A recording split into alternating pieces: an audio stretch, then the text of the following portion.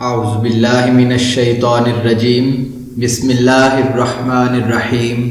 سوال ہے، جن کپڑوں پر کچھ لکھا ہوا ہوتا ہے وہ پہننے جائز ہیں؟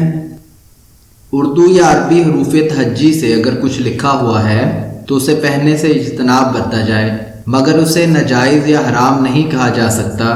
زیادہ سے زیادہ یہ مکروہ کے زمرہ میں آ سکتا ہے، کیونکہ مفسرین نے لکھا ہے کہ ان حروف تہجی کو ملا کر قرآنی لفظ بنتے ہیں، اس لیے احترام ملحوظ خاطر رکھنا چاہیے۔ اسی طرح اگر بیڈ شیٹ پر کمپنی کا نام مثلا رحیم فیبرکس یا کچھ اور اس طرح کا ملتا جلتا جو کوئی بھی نام اللہ تعالیٰ یا نبی کریم صلی اللہ علیہ وآلہ وسلم کا صفاتی نام ہو، اگر ایسا کچھ لکھا ہوتا ہے اور آپ کا پاؤں اس پر آ جائے تو بے حرمتی ہوگی، اس لیے بہتر یہی ہے کہ احتیاط برتی جائے۔ اگلا سوال، شریعت میں عادل شخص کی کیا صفات ہیں جس کی گواہی قابل قبول سمجھی جاتی ہے؟ عادل شخص کی خوبیوں میں یہ ہے کہ اس کا ظاہر باشرح ہو، نیک ہو، پرہیزگار اور متقی ہو، عبادت پر استقامت پذیر ہو، صاحب علم ہو اور شرعی مسائل کے بارے میں ضروری آگاہی رکھتا ہو، اور کبھی اس کی زبان سے آپ نے جھوٹ نہ سنا ہو، اور اس کے اطراف والے رشتہ دار اور ہمسائے بھی اس کی ان صفات کی گواہی دیتے ہوں۔ ظاہری اور باطنی عدالت رکھنے والے آدمی کی گواہی ایسے ہی تصور کی جاتی ہے کہ جیسے ہم نے خود دیکھا۔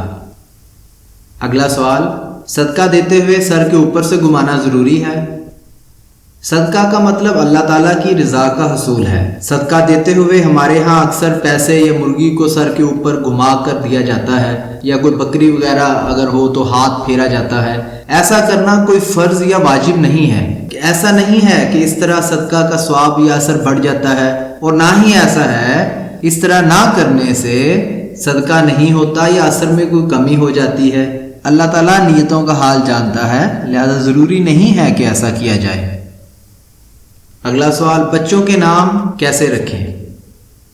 نبی کریم صلی اللہ علیہ وآلہ وسلم نے اچھے نام رکھنے کا حکم فرمایا ہے۔ ایک جگہ آپ صلی اللہ علیہ وآلہ وسلم نے فرمایا، اپنے بچوں کے نام انبیاء علیہ السلام کے ناموں پر رکھو۔ دوسرا فرمان مصطفیٰ صلی اللہ علیہ وآلہ وسلم یہ ہے کہ اپنے بچوں کے نام فرشتوں کے ناموں پر نہ رکھو۔ یہ دو حکم سامنے رکھ کر ہم اپنے بچوں کے نام رکھ سکتے ہیں۔ ہمارے پاس بہت سے انبیاء علیہ السلام کے نام، صحابہ اکرام رضوان اللہ تعالی اجمعین کے نام، اہل بیت اکرام علیہ السلام کے نام موجود ہیں۔ اگلا سوال، گھر میں کوئی شراب پیتا ہے وہاں نماز ہو جائے گی؟ بالکل ہو جائے گی۔ ہاں، اگر کہیں شراب گری ہے یا آپ کو شک ہے کہ یہاں پر کوئی نجاست لگی ہے تو وہاں نہ پڑھیں۔ اگر آپ کے پاس بیٹھ کر بھی کوئی شراب پی رہا ہے تو اس میں آپ کی نماز پر کوئی اثر نہیں پڑے گا۔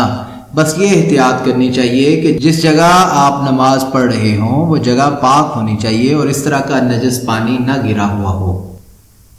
اگلا سوال، باہر کے ممالک میں لیبر کوارٹرز میں ڈبل بیڈ ہوتے ہیں، ایسی صورت میں نیچے والے بیڈ پر بیٹھ کر قرآن پڑھ سکتے ہیں؟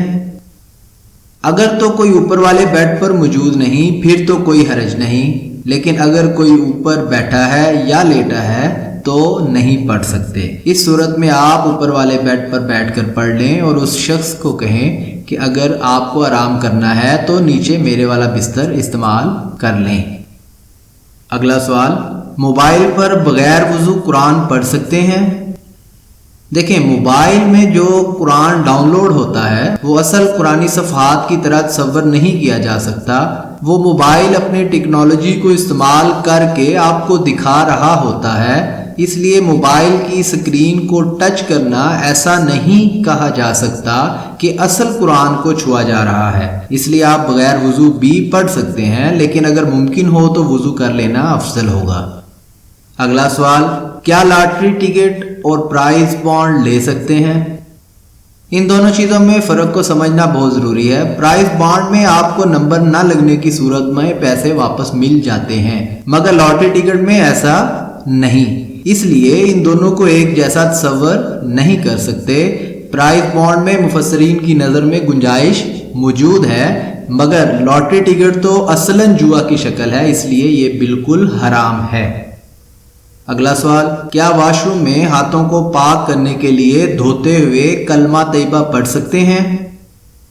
ہاتھوں کو پاک کرنے کے لیے پانی بہانا ضروری ہے، کلمہ پڑھنے کی حجت ہی نہیں ہے۔ یعنی اگر آپ پاک پانی سے ہاتھ دھو لیتے ہیں تو ہاتھ ویسے ہی پاک ہو جائیں گے، اور پھر واش روم جیسی ناپاک جگہ پر کلمہ پڑھنے سے تو آپ یقیناً گناہگار ہی ہوں گے۔ اللہ تعالیٰ ہمیں صراط مستقیم پر چلنے کی توفیق عطا فرمائے، آمین ثم آمین۔